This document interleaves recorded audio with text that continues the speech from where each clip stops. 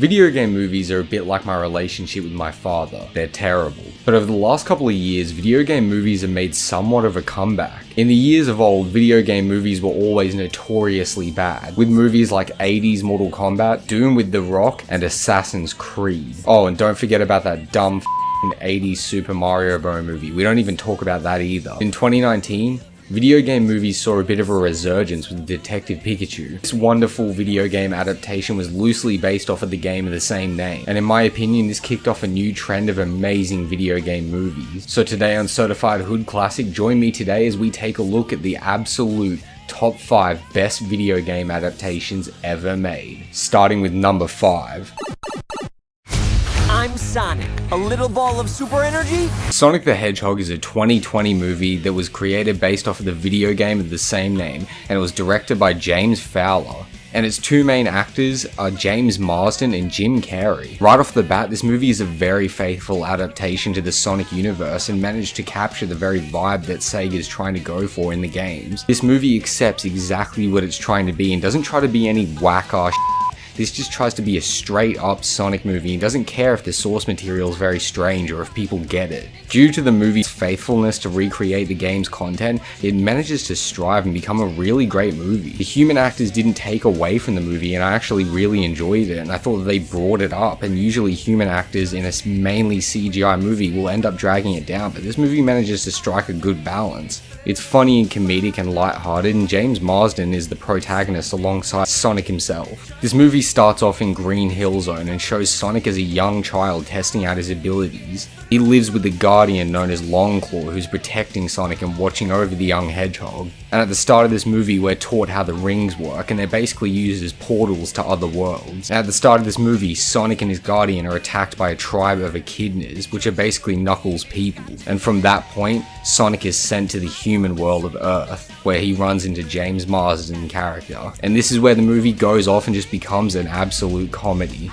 It basically plays out like a buddy cop movie, and I kinda like this dynamic. I thought it really worked. And let's be real, the Sega universe is a pretty strange one, and Sonic is a pretty weird story to consume, so it's honestly kinda surprising how well this movie turned out. It's well shot, well directed, and well acted. I thought the CGI was used in small bursts, and it was used really effectively. And thank God they ditched that dumb-ass original design for Sonic. That was the most terrible design ever. I'm so happy they just wiped that clean off of the slate. Look at this monstrosity. Like, I can't believe this was the original design. It ends up being a faithful recreation of the game universe and manages to translate its story to the film. It manages to spin its own unique original take with new characters and set up its own movie universe, and I was really enthralled in this world. It's not a perfect 10 out of 10 movie by any means. It's not Shakespeare. I mean, this is still a Sonic story. It's still dumb, it's still for kids, it still has good action moments and lighthearted comedy, but it's still a great movie all round. And let's be real, with how strange the Sonic fandom is, it's a wonder that this movie isn't complete garbage. I hate all you freaking Sonic haters! Sonic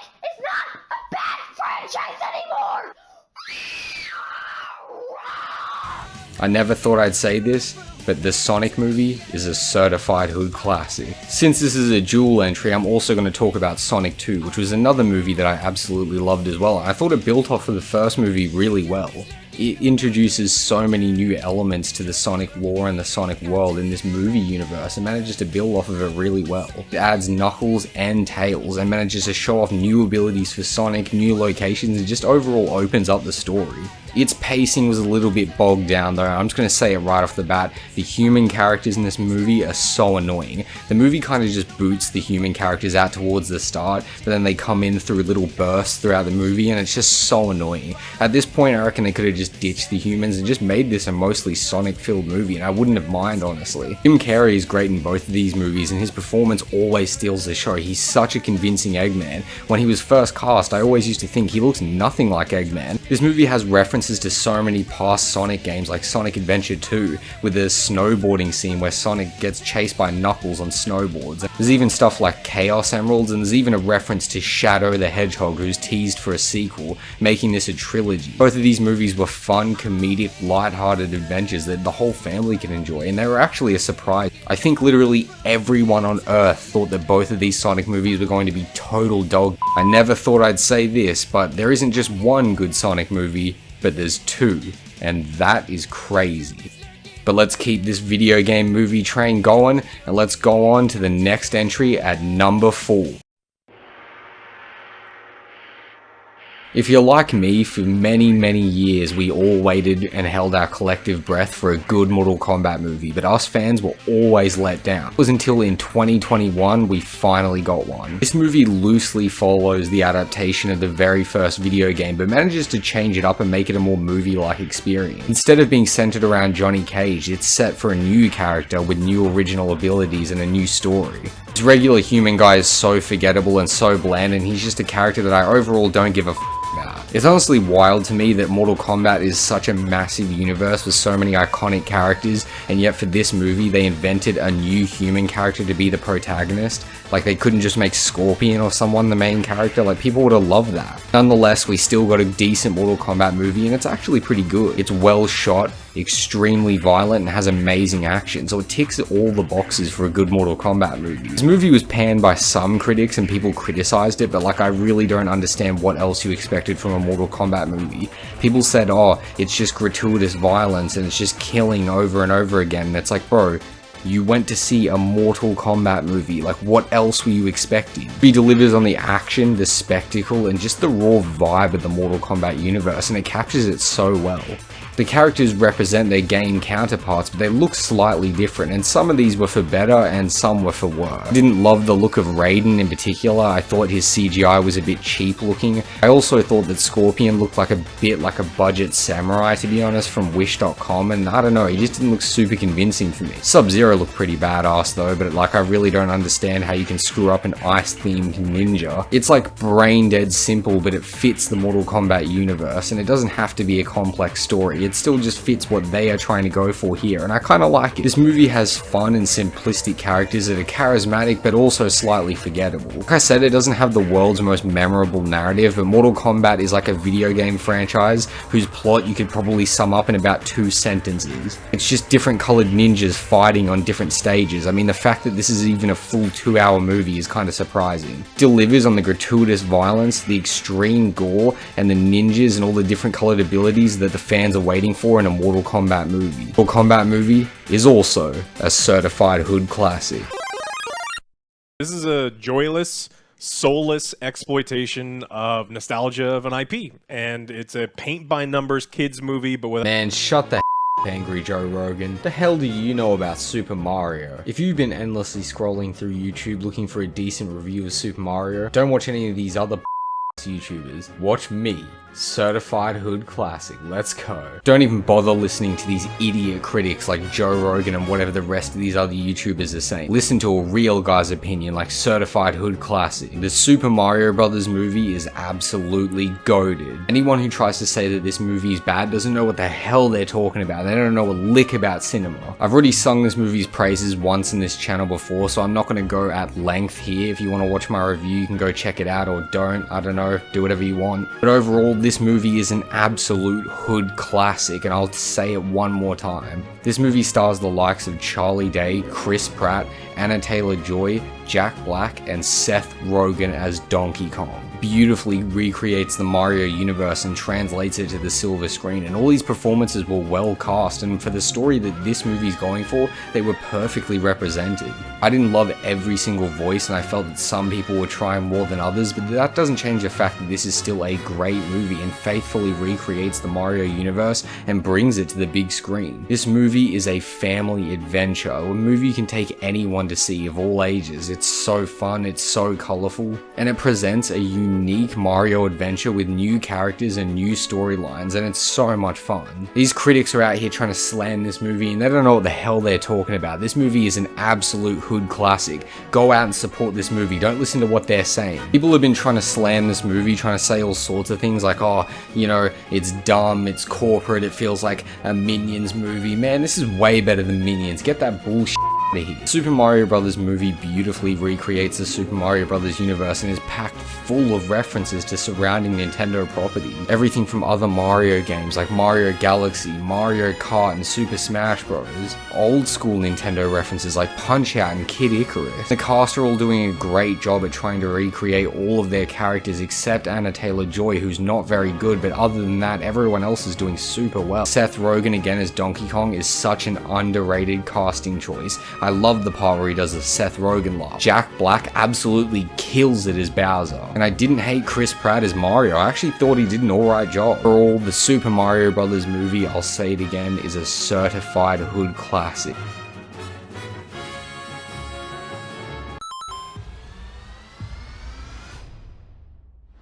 Coming in at number 2 is Adam Sandler's Pixels. Pac-Man's a bad guy? No, I'm just kidding. It's not Adam Sandler's Pixels. That's the shittest movie ever created. It's actually Final Fantasy VII Advent Children. This is a much lesser known video game movie adaptation, and a lot of people haven't heard of it. It's set after the events of the video game Final Fantasy VII, so it's actually technically breaking the rules of this list, but like, this is the worst YouTube channel there is, so it's not like this list really mattered anyway. Final Fantasy VII Advent Children is based off of the Japanese interpretation of Final Fantasy VII, not the remake version, so the characters don't actually speak English in it, and they all look like their versions from the original game, meaning that they do have some resemblance to the Square Enix new remake, but they're actually based off of the old versions, which is pretty. And the movie doesn't have a great color tone, but at the end of the day, the story's very intriguing and the CGI at the time was fantastic. Like any Final Fantasy story, it's pretty convoluted and it's hard to tell what the hell's going on, but it just has some cool anime sword guys swinging swords around and basically trying to kill one another, and action and just some weird plot. It's pretty wiggy, but I honestly enjoyed it. The movie is one of the most bizarre video game adaptations, but honestly, if you roll up a joint and watch this while laying back in bed, it is honestly the best experience ever. I'd honestly compare watching this late at night to watching like the History Channel at late at night. It starts to get pretty This is still a very underrated watch, and I really enjoyed this movie, so give it a try if you want to try something different and go outside of your comfort zone. This wacky anime sword movie is a certified hood classic. Let's go. The greatest video game movie adaptation of all time. Detective Pikachu is a 2019 adaptation of the 2016 video game of the same name. This movie was directed by Rob Letterman, who I've never even heard of. For me, this is where video game movies started to go upwards, and we started to see video game movies start to become better and grander. This is where they really started to hit a new peak.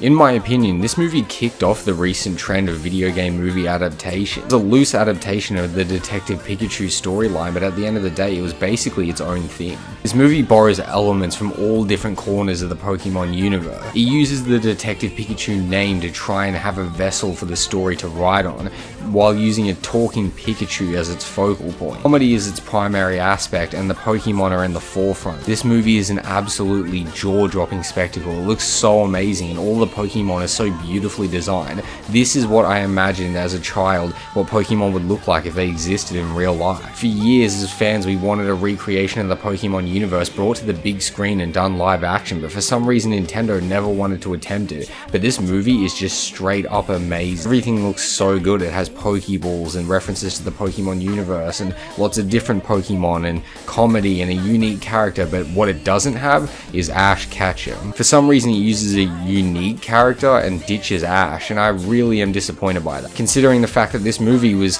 based off of the Mewtwo Strikes Back storyline. It may share the name of the 3DS classic, but at the end of the day, it actually is a completely different story. The only element that this movie actually borrows from the game is the talking Pikachu. It basically copies nothing else from the 3DS game and takes no other elements. This movie is a closer adaptation of Mewtwo Strikes Back, and it shows Mewtwo being created by the humans and him bursting out of the facility. But then it has our new and unique character team up with a talking Pikachu who's on a detective case trying to find Mewtwo, the ultimate Pokemon.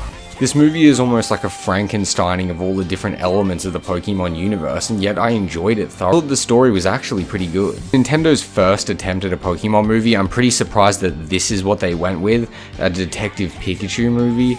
But at the end of the day, it actually surprisingly works, and this is a good combination of different elements of Pokemon to bring its own unique movie storyline out to make it stand apart from all the rest of the Pokemon stories. Clearly Nintendo's aspect here and their main goal was to create something that was completely separate from any other existing TV shows or games. So as such, this movie has its own identity and stands apart from all of them, because the Detective Pikachu 3DS game, while being a pretty highly rated game, is a game that is pretty underrated and a game that didn't really sell super well. Like, a lot of people I know have never even heard of it. This movie is a modern classic, and in my opinion, it's the greatest video game movie ever created, because it takes the video game story and actually makes a better one, which is not something that any other video game movie, in my opinion, has ever done. Never has an adaptation actually surpassed the original counterpart, and that's what this movie has done. So in my opinion, it's the greatest video game movie ever created. It takes a relatively unknown storyline and creates it with a new character, a protagonist who doesn't want to be a Pokemon trainer, and unites him with Ryan Reynolds as the main voice of Pikachu and sets him along on an adventure to try and hunt down the most powerful Pokemon, Mewtwo. It takes the elements from Mewtwo Strikes Back and converts them to live action film, and all of the Pokemon look absolutely adorable. All in all, Detective Pikachu is an amazing movie, and it is an absolute certified hood classic. And that, guys, concludes the most hood certified video game movies of all time. I'm not really sure how to end this video, so I'm just gonna go now. Well, that'll be me. See ya.